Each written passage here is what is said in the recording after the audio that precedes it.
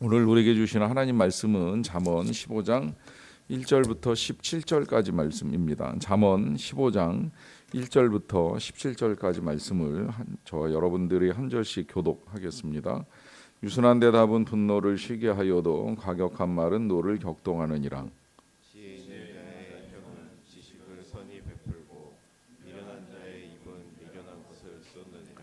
여호와의 눈은 어디서든지 악인과 선인을 감찰하시느니라.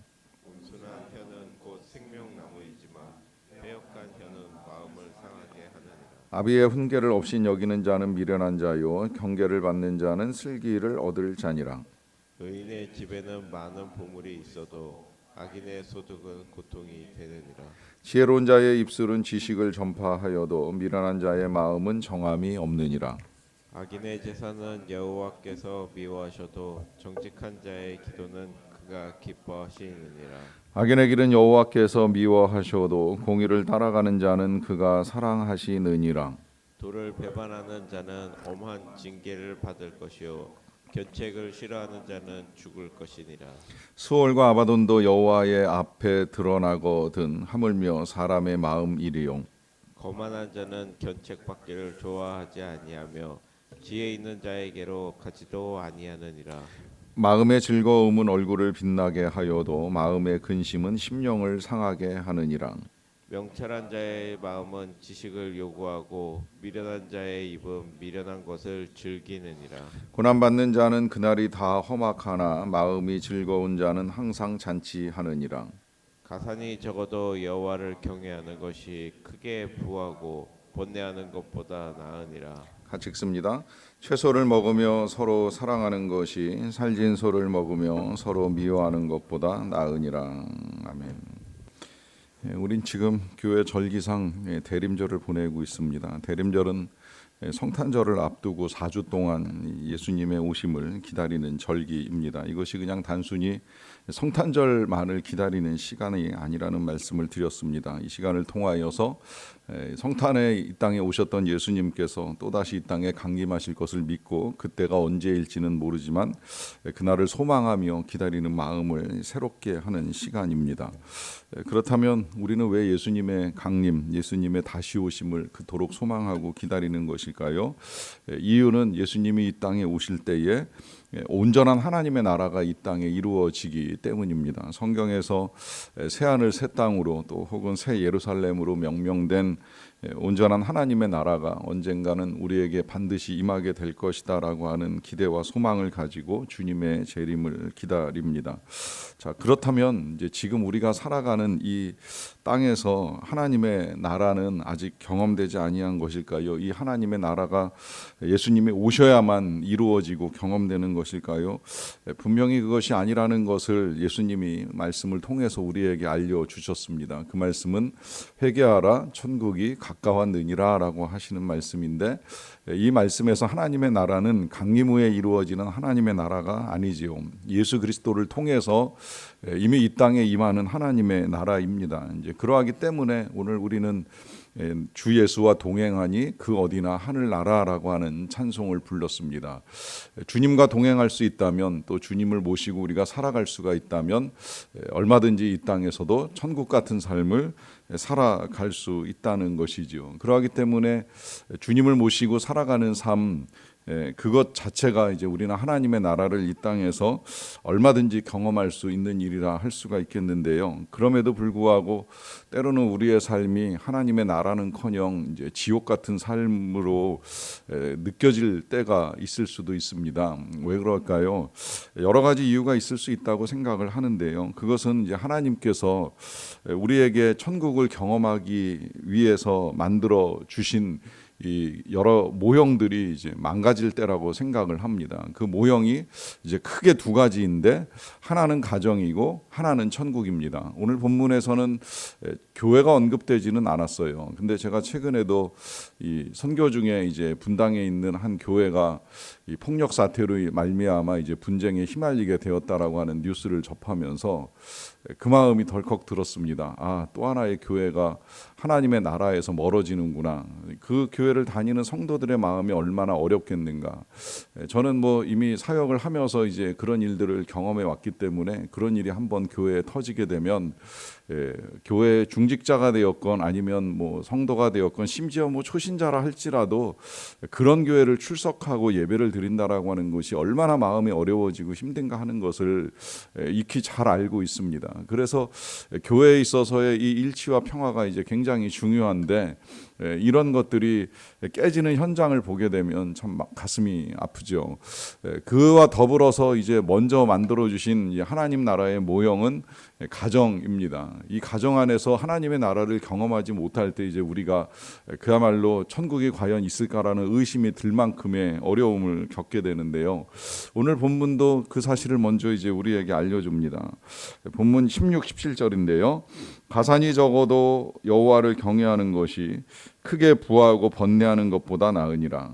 채소를 먹으며 서로 사랑하는 것이 살찐 소를 먹으며 서로 미워하는 것보다 나으니라 합니다. 본문의 내용 16, 17절이 뭐 크게 다르지는 않는데요. 가산이 적은 거나 채소를 먹는다는 건 그만큼 가난하다라고 하는 것인데 때로는 가난이 이 가정의 불행을 초래하는 것이 아닌가라고 하는 생각이 들 때가 있습니다만은 그러나 그렇다면 부하면 행복할까? 부해도 번뇌하는 가정이 있고요. 살찐 소를 먹으면서도 서로 미워하는 가정이 있습니다. 자, 이런 말씀을 오늘 성경이 우리에게 전해주는 이유가 무엇일까요? 가정의 행복은 이 가진 것에 의해서 좌우되는 것은 아니라 하는 것입니다. 물론 저도 목회를 하면서 이제 그런 가정들을 많이 봤어요. 실제로 이제 어려움을 겪는 가정, 경제적인 어려움에 빠져 있지만 가족들 안에 이 사랑과 또 서로를 향한 격려로 잘 이겨나가는 가정을 보는 은혜와 기쁨입니다. 반면에 부하지만 이 가족 간의 갈등을 통해서 그것이 기도의 제목이 되고 눈물이 되는 경우를 볼 때에 사람의 행복이라고 하는 것이 역시 부에 달린 문제는 아니라고 하는 사실을 다시 확인을 하게 됩니다.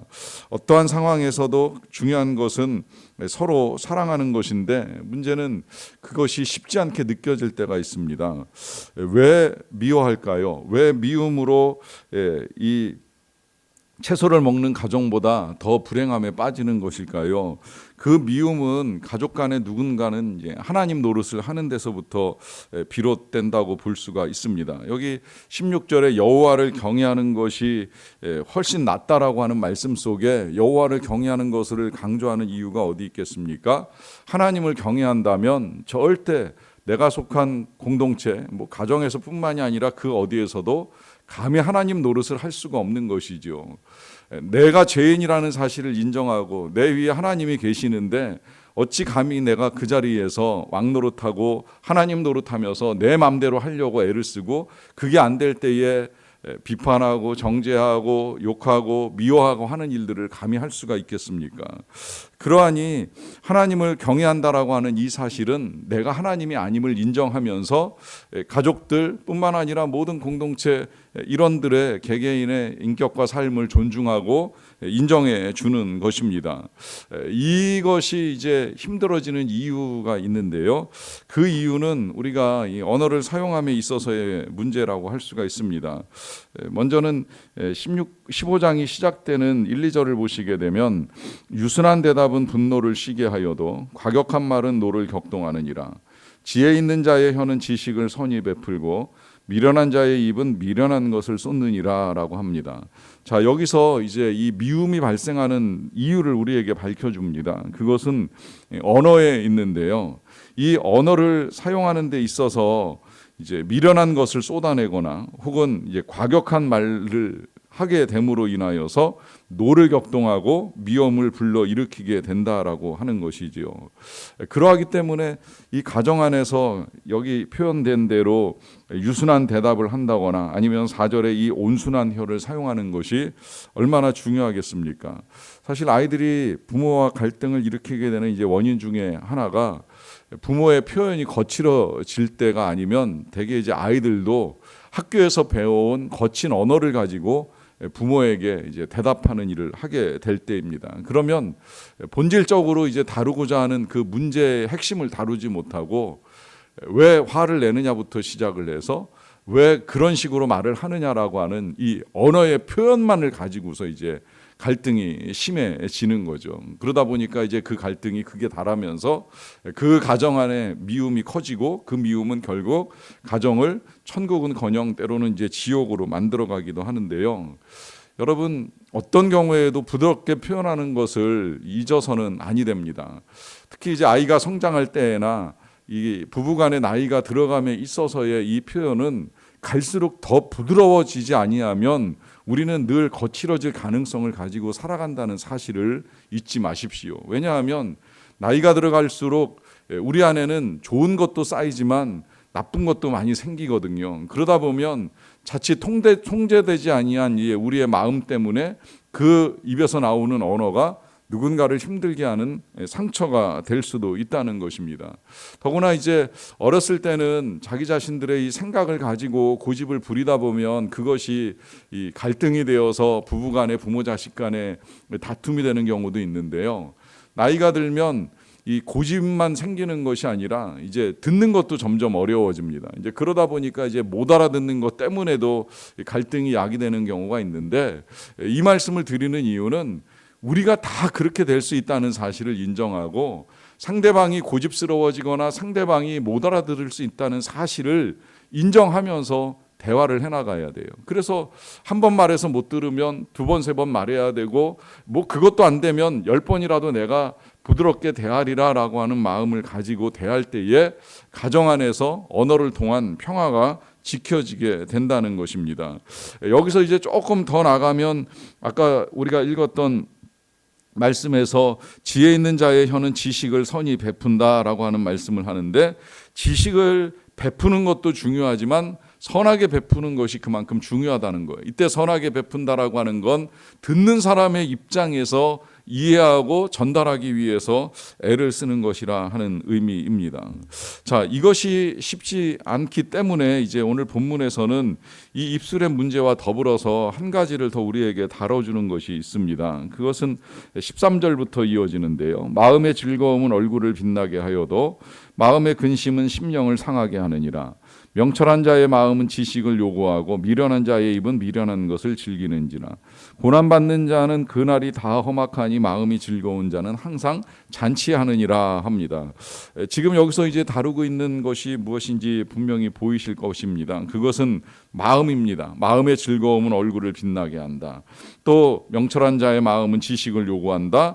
그리고 마음이 즐거운 자는 항상 잔치한다. 결국 이 잔치 같은 하나님의 나라가 이루어지는 건 이제 우리의 마음에서 비롯된다는 거예요. 그리고 이 마음의 즐거움을 빼앗기게 될 때는 얼굴이 빛나기는커녕 심령을 상하게 되는 일까지 겪게 되는데, 제가 최근에도 우리 교우들 중에 이제 그런 분들을 뵈면서 되게 좀 안타까웠어요. 얼굴이 어두워지는 분들입니다. 뭐 여러 경우가 있더라고요. 보니까 이제 아들 때문에 얼굴이 어두워진 분도 계시고, 뭐 직장 때문에 얼굴이 어두워진 분도 계시고, 뭐 여러 가지 이유로 이제 얼굴이 어두워지는 분들을 뵐 때마다 참 안타까워요. 정말 밝게 살던 분들인데 여러 가지 일들을 겪다 보니까 그 기쁨을 빼앗기면서 얼굴빛이 상하는구나라고 하는 생각이 드는 것이죠. 자, 이런 것들이 다 이 마음에서 이제 비롯되는 현실이라고 할 수가 있겠는데요. 문제는 이 마음이 주변의 상황이 편안하게 두지를 않습니다.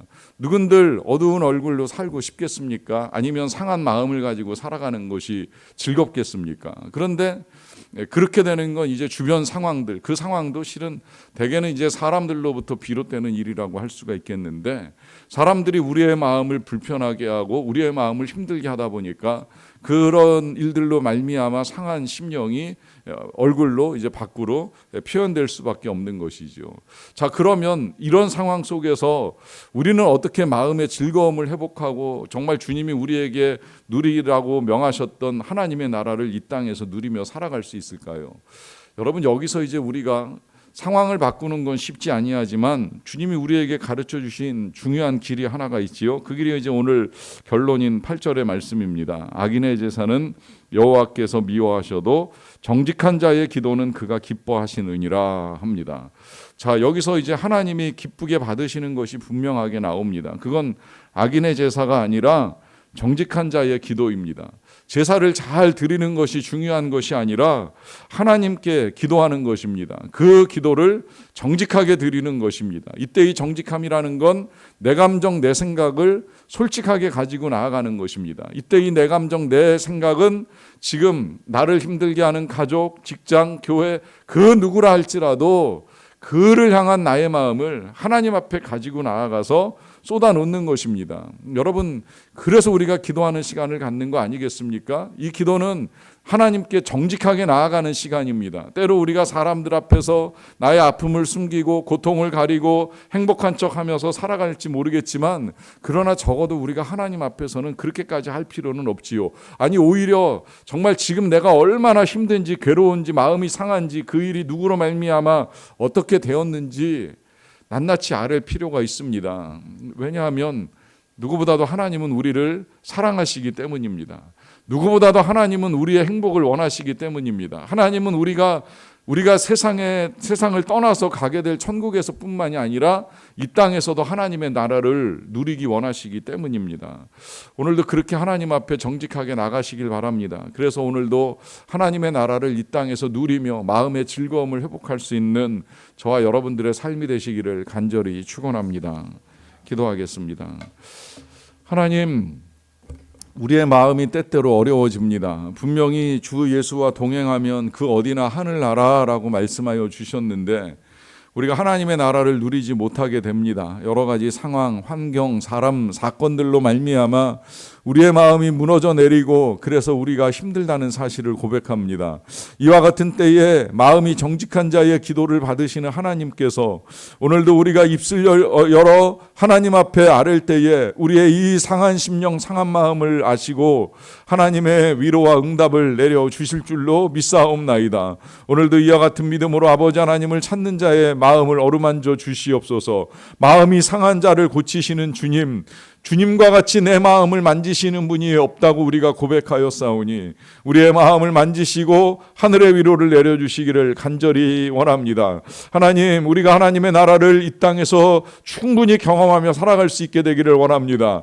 우리 모든 성도들의 가정이 하나님의 나라가 되게 하여 주시옵소서. 가정 안에 온전한 천국을 이루는 가족들이 되게 하여 주시옵소서. 질병이 떠나가고 고통이 떠나가고 가난함이 떠나가고 불화와 분쟁이 떠나가고 불신이 떠나가고 의심이 떠나가고 하나님으로 말미암는 부요와 안정, 평화와 기쁨, 믿음의 회복과 사랑으로 말미암아 참된 하나님의 나라가 이루어지는 것을 경험하게 하여 주시옵소서. 그래서 사철의 봄바람 불어있고 하나님 아버지를 모셨으니 우리의 가정이 천국이 되었다라고 고백할 수 있는 믿음의 가족들이 다 되게 하여 주시옵소서. 하나님 아버지, 우리 성도들의 마음이 하나님의 나라가 되기를 원합니다. 세상의 여러 가지 일들로 말미암아 마음의 기쁨을 빼앗겼습니다. 정치적으로, 경제적으로, 사회적으로 우리의 마음을 흔들어 놓는 이 많은 것들 속에서 정말 주 예수와 동행함으로 말미암는 기쁨, 우리를 용납해 주신 하나님의 사랑으로 말미암는 기쁨,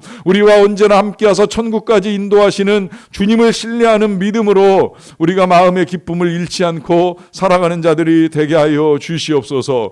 이 귀한 천국의 복음을 전하기 위하여 열방에 나가 계신 선교사님들을 붙들어 주시고 그들이 전하는 메시지와 복음을 통하여서 그 섬기는 자리에서도 풍성한 하나님의 나라가 전파되고 경험되는 놀라운 일들을 이루어 갈 수 있도록 은혜를 베풀어 주시기를 간절히 원합니다. 우리에게 이 기쁨을 주시기 위하여 특별히 성탄절도 허락하시고 성탄 축하 찬양제도 우리에게 허락하여 주셨는데 준비하며 천국이 되게 하여 주시고 나눌 때 천국이 되게 하여 주시어서 우리가 공동체 가운데 누릴 수 있는 큰 기쁨을 누리는 시간이 되게 하여 주시옵소서. 모든 것들을 통해 우리에게 하나님의 나라를 허락하신 주님만이 높임 받으시기를 간절히 원하옵고 감사드리며 예수님의 이름으로 기도하옵나이다. 아멘.